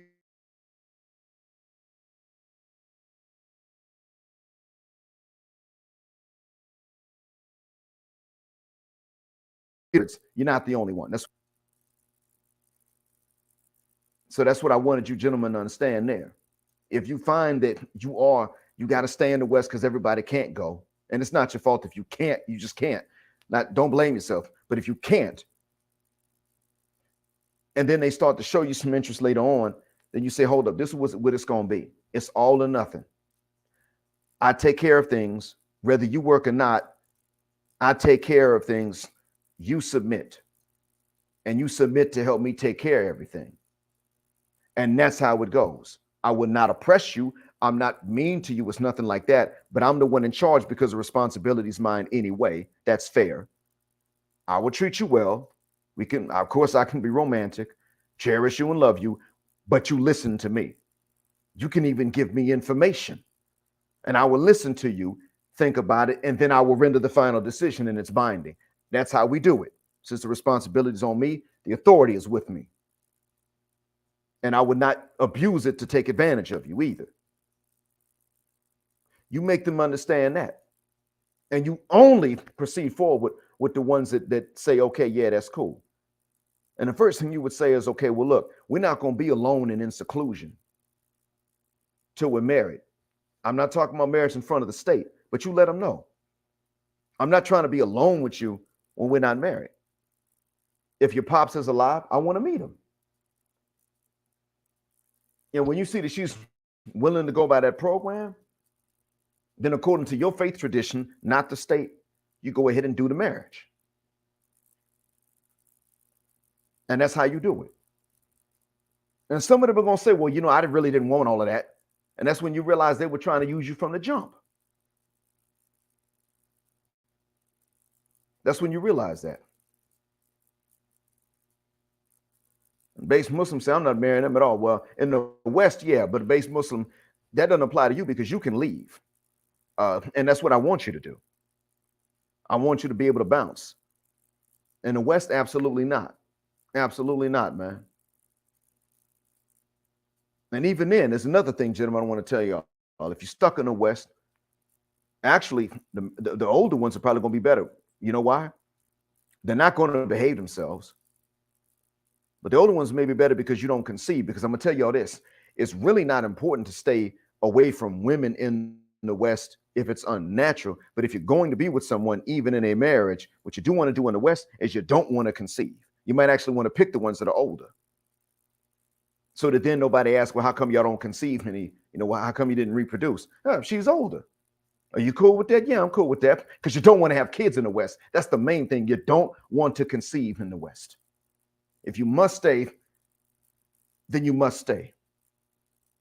But do not conceive in the West.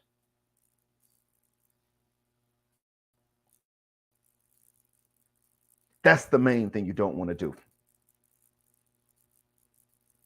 You might want to get with somebody that had the tubes tied, because it's when you conceive in the West that you're really going to have to start dealing with a lot of problems. Because then they're going to focus, rightly so, they're going to focus on the baby. Exactly, Jawad. I'm not even going to put that on the screen, but you're right. They're going to focus on the baby. They're going to not focus on you, but then they're going to tell you don't marry anybody else either. No polygyny. And then when you do anyway, because your marriage is pretty much over anyway, then even if you're not married in front of the state, they're still leaving you. And how you going to prove that you're paying support voluntarily? They're going to want you on the record. So you have to. And then after that, they're going to take the custody of the kids either way. You're not going to get custody. They're going to get it. And then what does that mean? You might as well not have had the kids, because when they got custody by themselves, you still got to pay, but you don't have the authority. That's the name of the game over there.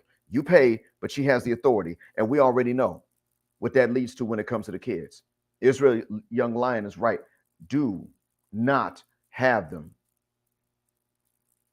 Now, by the way, base Muslim, I wanted to let you know that Israel Young Lion is one of our newer brethren.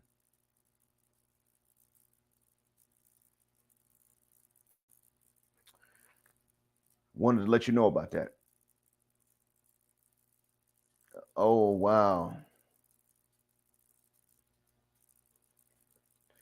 Yeah, they do. They absolutely do, Passport OG. Problem is, and that's one of the things we got to do, we got to make sure that we don't give that to them. Got to make sure we absolutely don't do it, because if we give that to them, we already know that's for the machine. They don't need them for families. They need them for their own machines, their own machinations. It ain't about what is good for the society. It's about what's good for the corporations and the government. And believe you me, that's what they're looking for us, from us. One of the reasons why they're okay with the system and with the situation being what it is, one of the reasons they're okay with it, gentlemen, is because if these broads are acting like this, then the bulk of us would have to just sort of take what we could get, or nobody at all. And we're more likely to pick who's going to take the kids later, because they're all going to take the kids. That's the whole point of it. They're relying on some men breeding or conceiving only on the women's terms, and then not being able to keep the kids later on.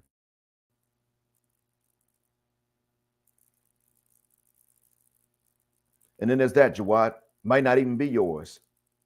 But if they can, especially liberal states, if they can, they'll still put you on the hook for the support. Absolutely. Because that's who they are. They already have a dual mating strategy. We already know about that. And you got evolutionary psychologists saying, well, that serves a purpose. May not be right, but it serves a purpose. Um, some of them will try to justify that. I mean, guys like C Boogie, who identified himself as Muslim one time, he will sit up and say, well, that serves a purpose. You should just be that dude whose kid they want to have instead of being that dude they want to take care of somebody else's kids. You can't, because it's a percentage. That's why. It's a percentage. Most the ladies are going to only want uh, some small percentage of men to actually reproduce into the future, even though that's bad for the gene pool. These guys will sit up here, these game coaches and dating coaches, they try to act like, well, what the women want is actually better genetically because, if they weren't hypergamous, then human species would be no good. No, no, no, no. They would whittle it down to where like a few men are everybody's babies. All the kids would be half siblings. How's that good for DNA? They just don't care.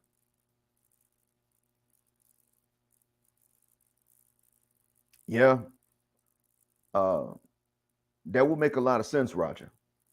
I mean, he got roasted years ago by somebody that used to be cool with him.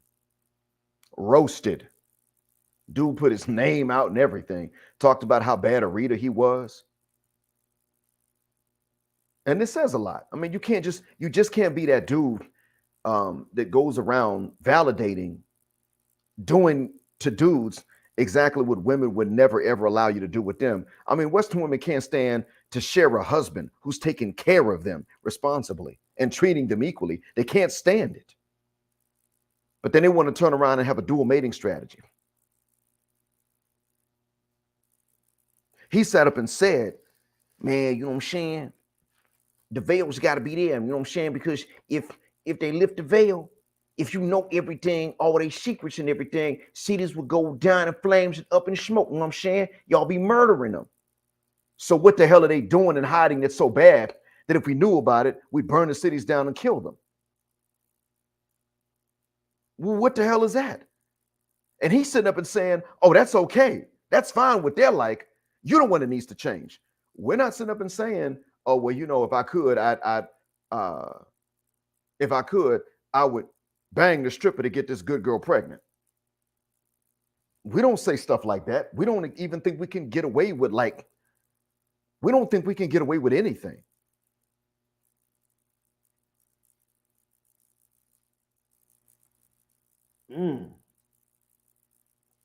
A shocker simp, huh? All right. We need to know who this is, Base Muslim. I'm about to sign off in a little bit, but we need to know who this is.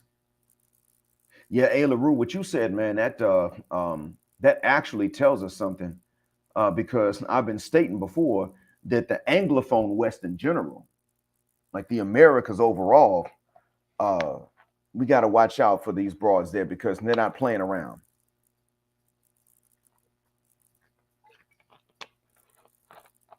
I've been saying that for a while, and you were one of the reasons I said it. 3 guys in the Bahamas have told me about this. You're one of them. All right, so I'm putting his name up on here, Base Muslim, so the people who are watching this can know to look him up. I need to look him up too, because we can't have this. These cats are sitting up here talking about in the name of Africa, and then they use that to justify stuff that every African will look at and say, "Oh hell no!" And they would do that. No, no, no, no, no. Mm-mm. I can't sit up here. There's nobody from the continent with whom I can sit up and say, "Yeah, man, these women need to have multiple husbands at the same time." There's no one from the continent I know of by whom I can run this and they're okay with it. And that's even if they were born and raised in the States, but their parents are from back home. They're like, nah, But then these slow step, no step pro-wax want to sit up here and say and use this in the name of Africa. I'm like, well, that wasn't the way in ancient Kemet, and that's the only part of Africa you really look to. So where did you get that from? And understand, if a woman is for polyandry and against polygyny, she's already an enemy. Absolutely, she's an enemy. So in any case, I'll let y'all ask me any questions if you want. What's going on, Detroit? I'll let y'all ask me any questions if y'all want before I sign off, because I'm gonna try to get the last bit of a meal in. It's in an hour and a few minutes. Um, it'll be fudger time, and we'll start our fasting. So if anybody's got any questions, I'm giving y'all time to type them in. And shouts out again to those who came through with the Cash App. I mean that from the bottom of my black heart. And while I'm waiting on y'all to type, could y'all please come through for Dwight Hayes too? I'm going to put his Cash App in the chat one more time. But I'm going to ask y'all to come through for Brother Hayes because he co-wrote some of the tenets of. And then when a co-writer of his fell upon hard times and an injury, he came through and helped that guy out. And people that were saying, yeah, man, we got you, then they didn't come through. And so he was just sort of out there by himself, like, okay, I looked after him. Who gonna help me now? And if you're seeing a playback, please come through for him. Please do. You don't have to tell him I sent you. You know, just let him know that you heard that an SYSBM co-writer could use it. Just do that. But I'm asking y'all to please. Oh, if he does, if he sells great homemade soup, handmade, why am I saying soup? If he's selling great handmade soap, then I would say we should buy it in bulk. If I could get it shipped here, I would buy it just to help him out. All right, so to answer the question, first one, anti-gravity, thank you for letting us know. An obscure matriarchal tribe in Africa that doesn't even exist anymore, then that they don't exist, that's why. Because see, a polyandrous tribe in the Amazon is facing extinction because of that, and in the Himalayan mountains. The numbers are dwindling. Because dudes will be like, man, so I'm supposed to be a junior husband? And that's what they're doing. And like, okay, so every time she needs someone to watch the baby, she hands it to me, but it's not my baby. I know the baby is not mine. But then every time she stays with me, she on her period. Man, shuck that fit. And I'm not supposed to marry somebody else. So, you know, these dudes are not going for that. And they come up in these tribes. They even go to the cities. So that tells us everything we need to know right there. They don't exist anymore. And the tribes that are doing this outside of Africa are about to not exist anymore. So Israel Young Lion, my second ex-wife is from Morocco. And now she was quite the religious woman. I would say go ahead and do that. A lot of brothers, the thing is, it's going to be a lot of paperwork. That's the only thing. But if you've never been married before, it should make it a bit easier. Make sure that you get one that's practicing Islam, that's serious about a religion. But if you do, man, they're known for making the best wives. They're known for making great wives. And here's the thing. You know how you would want your wife to act in public, and then the opposite way you want her to act in private when the guests leave and it's just y'all behind them closed doors and the kids are asleep? They know how to go back and forth between the two.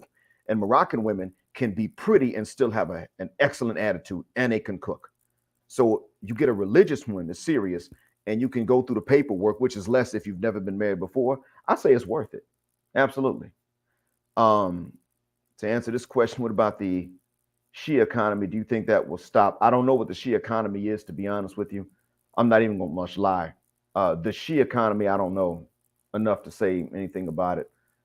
I don't even know exactly what it refers to. I think it was Sandman. I might have heard say something about that, but I don't know. All right, so Passport OG. I need to get that sound effect with the ding ding that they play on the airplanes. I need to get that sound effect too, because I want to put that in video here.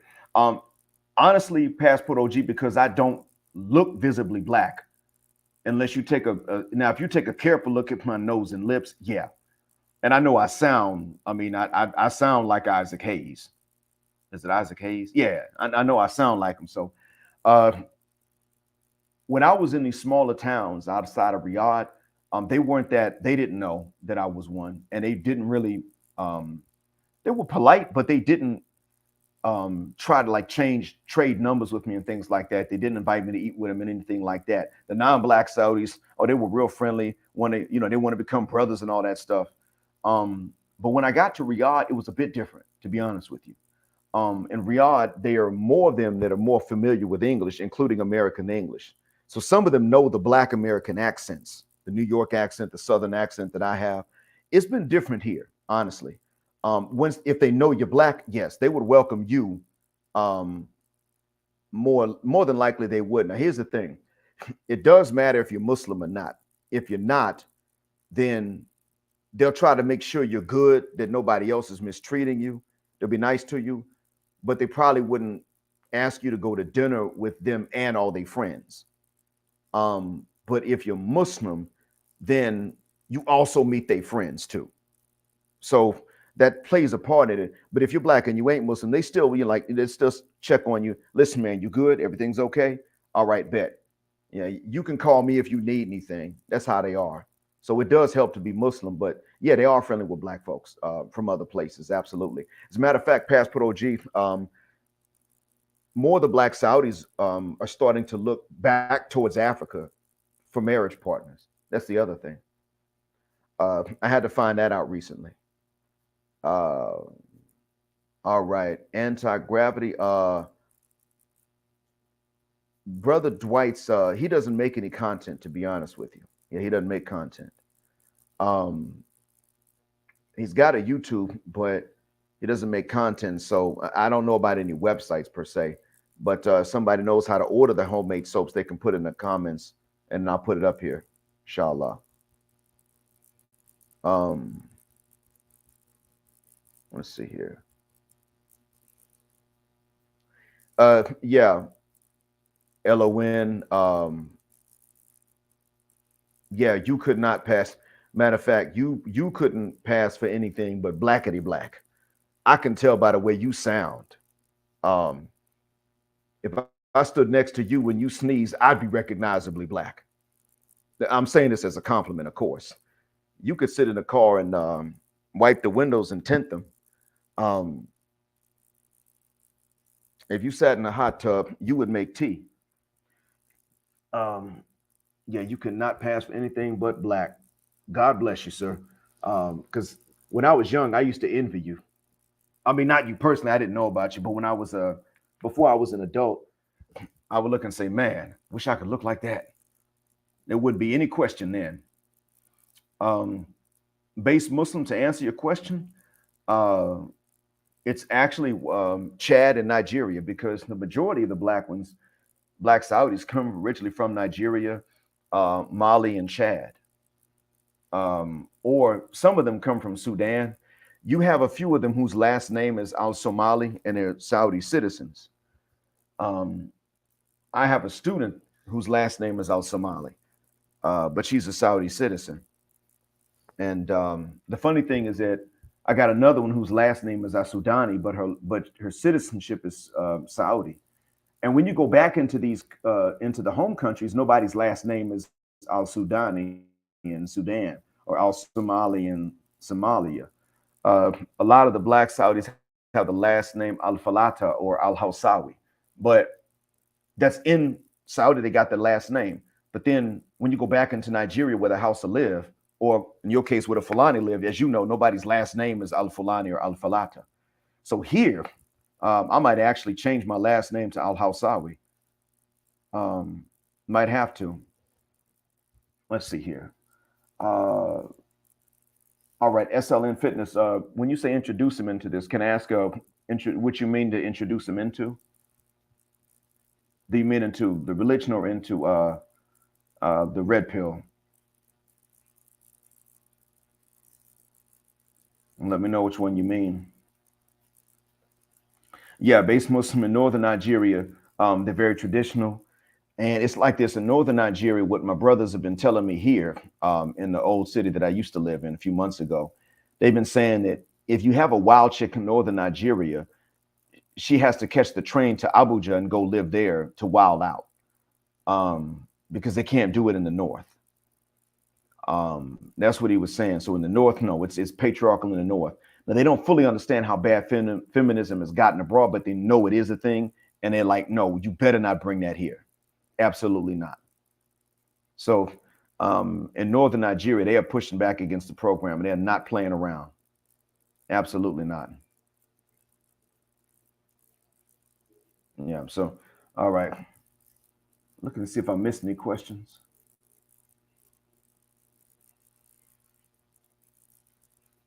All right, and also SLN Fitness. I'm going to give you time to type in if you mean introduce them to the red pill or if you meant to say introduce them to Islam. I'm not sure which one, but I'll give you time to type it in so that when you specify it, then I can specify the answer if I know it. Um, mhm. Okay, yeah, base Muslim. The other thing too is that in the North, they may have issues with the polygyny, but they know not to argue. That's the other thing. So, and from what they were telling me, if you have a wife and she acts out and starts acting a mother cuss word fool, her family, if they catch her doing it, will say it's time for you to marry another wife. Give her a little bit of help, because they have this proverb there, and it's also in South Africa amongst the non-Muslims. But the proverb goes the same in both. You don't beat a woman with fist, but with other women. So, yeah. So, all right. So I meant to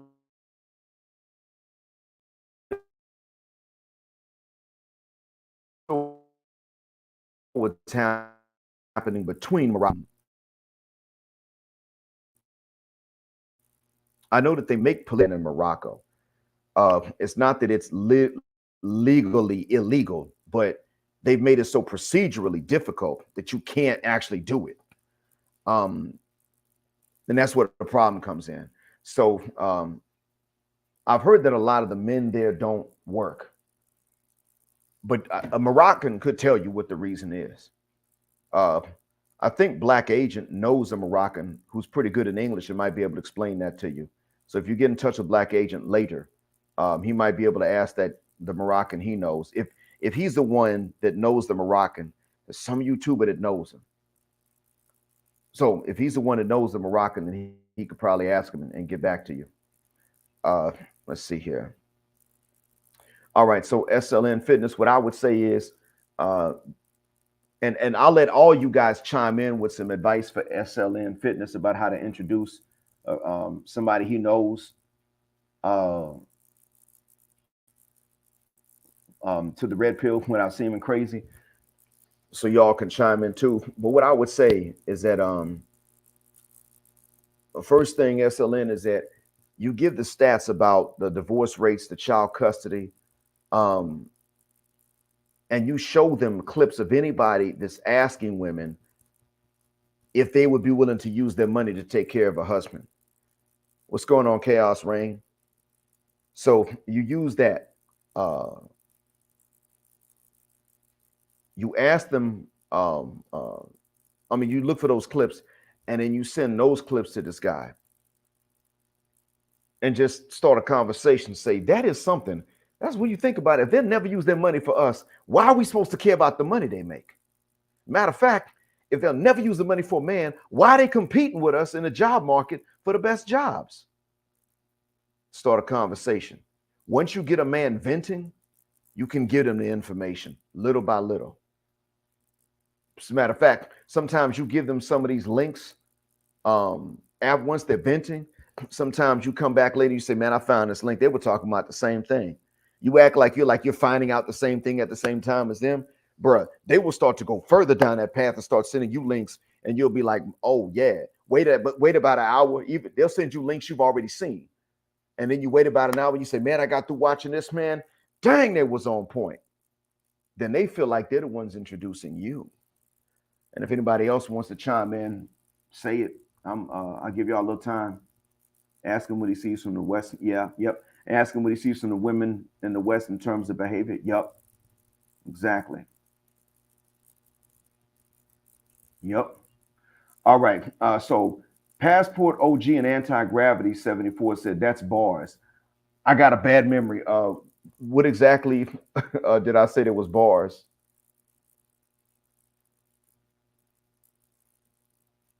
Because I don't know what I said that was I said and probably forgot about it. Um, but yeah, I was gonna say this though. In terms of black folk that are Muslim, what I've noticed in general is that oh yeah, beat them with another woman. Thank you. Yeah, yeah, that's a proverb.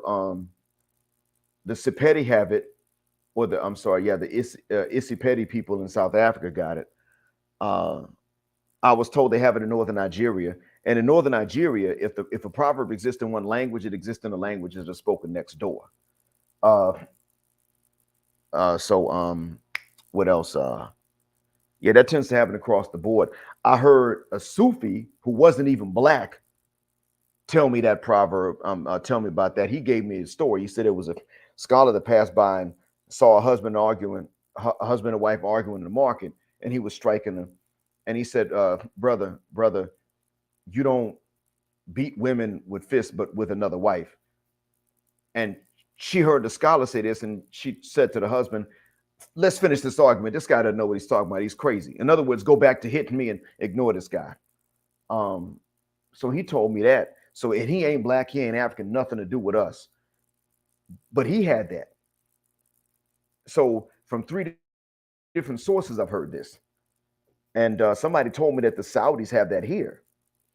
So I was like, okay, so this is apparently a proverb in multiple cultures. You don't beat women with your fist, but with other women. So that tells me a lot right there. And see, where I live, marrying more than one is legal. Now I can't afford it. And actually, I'm pretty spoiled right now with my current wife. I don't think I treat another woman like her because I don't think that another woman would treat me as well as she does. Oh, Anti-Gravity said a similar proverb in East Africa too. Uh-oh. That tells you something. It tells you all what I was getting at. What that means is if you don't want to be ill-treated by women in general, Eastern, Western, or otherwise, you must not give them the option to not have to share you. It's got to be on the table. Everybody ain't got to practice polygyny, but what I am going to tell you, gentlemen, is that it must be legal. That is an absolute must. I realized that. I realized that years ago. It has to be a must. I mean, it's got to be not a must, but it's got to be legal. If it's illegal, you can't have another woman, and she knows that. I don't know if even Eastern women can show much respect for a guy like that. So I'm gonna tell y'all straight, gentlemen. When you start looking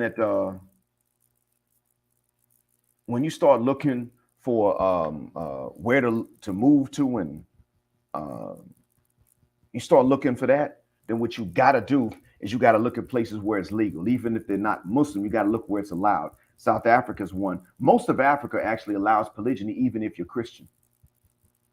That was one thing they did not take from the missionaries. A lot of it does allow. Matter of fact, in many parts of Africa, uh, the Muslims will be limited to 4 wives at one time, and the Christians could be marrying 9. I think a former president of South Africa had 9 wives, if I'm not mistaken. He wasn't Muslim. 9 of them. Old dude too, but he was clapping 9 pairs of cheeks. The king of Swaziland, he marries a new woman every year.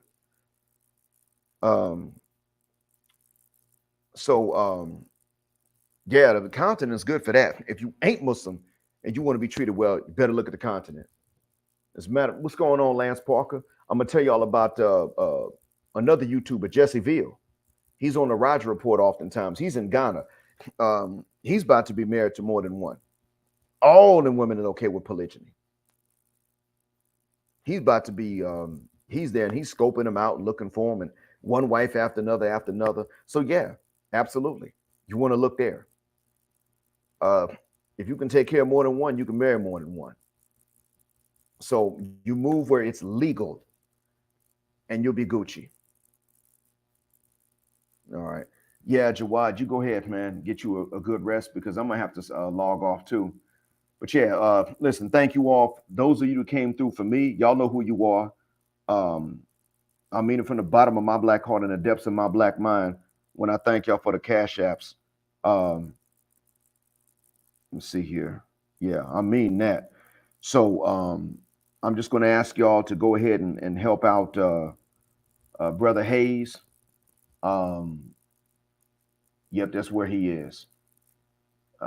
Right there. The other guy, the other YouTuber, he's in Ghana. So yeah, I'm gonna ask you all to go out and help out Brother Hayes, please.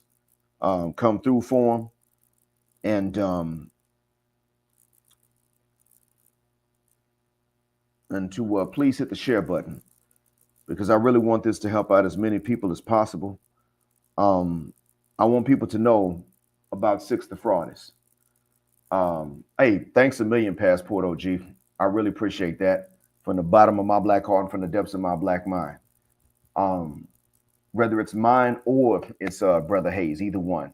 I appreciate that. Let me know where I can get that airplane bell sound effect, please, because I need to. I'm not saying I'm gonna use it exclusively on mine like you do, but I'm gonna add it to something I already got, inshallah. Um, and I appreciate your support. Uh, I've been getting benefit from your channel lately. I found yours a few weeks ago, uh, and I've been benefiting. I appreciate it. So yeah, I wanted you all to know about Six the Fraudist, the false goddess, and I wanted y'all to be aware of any of them that call themselves goddess. Um, Not just because it's Ramadan. And I think that one of the things we should be doing, not necessarily on a panel with them where they can answer back because you can't win an argument, but I think that we should be stating on our own platforms that if they're goddesses, they should decree natural disasters that will target only the oppressors and not us. Can they do that? If they're goddesses, explain why the devil has their foot on our necks. If they're goddesses, explain why they can't just decree what the situation that they want for us. If they're goddesses, why can't they decree that the sun rise from the west? We need to go ahead and start pointing these things out because the worship of somebody else, the worship of creation, that harms anybody really. It doesn't really help anybody out, to be honest with you. And so, yeah, Joe Rodriguez, peace to you, sir. Peace, Simeon. Cortez, you have been actually, absolutely. And base Muslim, I think one of the reasons why we need to go on ahead and start stating this is because it's Ramadan. We got about 2 weeks left. I think that's why we need to start doing it. We need to start challenging this because here's the other thing, base Muslim, and I'm gonna tell you before I go, they're into witchcraft. Six the Fraudist, false goddess, has actually stated such. She has stated this. Oh, by the way, shouts out to Regular Degular for giving me the idea to call her Six the Fraudist, the false goddess. Yeah.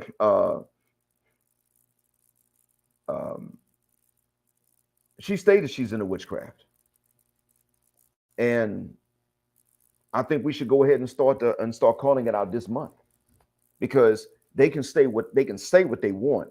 They know that if they've been practicing witchcraft and they can actually hear a reply or a response with instructions, if they can hear it, they know they can't hear it this month.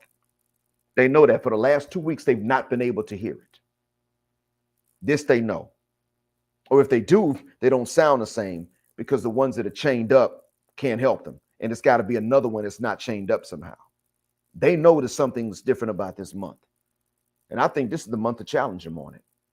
This is the month to start it off and say, look, decree that the sun rises from the west. If you can do that, decree that it goes down in the east, vice versa. Decree the weather. Decree rains for Mama Africa in the agricultural zones. Just decree it, just command it. You goddess, do it. So that's the gist of it. And I thank you all from the bottom of my black heart and from the depths of my black mind for sitting with me through this. And y'all go ahead and hit the share button for now. And thanks to all of those who hit the like button. I had a good viewership this time. And check out Odyssey too, because eventually I will put a few more things on Odyssey that I'm not going to be putting on here. And I'd like to see some of you start channels too and start making content. Base Muslims making content. Israel Young Lion, I'm looking forward to the day that you do. Let's see. Oh, yes, absolutely. Uh, yes, to answer this question, base Muslim, she said they did. She said that they would question her like she couldn't be African. Now, I look less recognizably black than she does, but when I would state that I'm African and proud of it, people from the continent, sometimes they were a little shocked, but they were ready to take me in. They didn't mind it, especially when they heard me talk. I've had them, they don't ask me, what language group do you come from? I tell them, look, I found out that my mother's people come from Senegal, Gambia, and Mali, the Wolof, the Mandinka, the Bambara. Um, I've stated that before, and they'll start teaching me a little bit of their languages. Um, but when she stated it, they say, "Oh, what kind?" That means they must know she's a stripper. That must mean that, and then they know something's off about her. And maybe because she's trying to tell them how to be African. But yeah, she stated they rejected her, and that now she feels like the ADOS route, the ADOS gangbanging route is the way to go. Not as a description. I'm ADOS as a description or FBA, but she feels like the gangbanging is the way to go. Like I'm ADOS, F you Africans, F you Caribbeans, y'all don't know nothing about us. I'm like, no, we know about each other. Absolutely, we're related. We're different branches off the same trunk, not just the same root, same trunk, different branches on the same tree. No, we know each other. Of course, there are distinctions, but we're not, we're not completely disconnected from each other. And so I'm getting a completely different experience from her. Absolutely. So yeah, Israel Young Lion. If that's the case, then I need to go ahead and check out you. If you cussing out the pro wax, then I need to hear this one, man. And you all take care. Thanks a million. Assalamu alaikum wa rahmatullahi wa barakatuh. And as always, black heart, black mind, black out, black heterosexual, non-select male power just because they don't like it. Black patriarchy until extinction or judgment day. And thank you all for flying again with me on Jet Black Airways, where jet black is also a verb. Y'all know what to do. Keep jetting black with me till the wings and the wheels fall off. Gender, justice, forever. And I hope that you all have a blessed remainder of Ramadan. Take care, folks.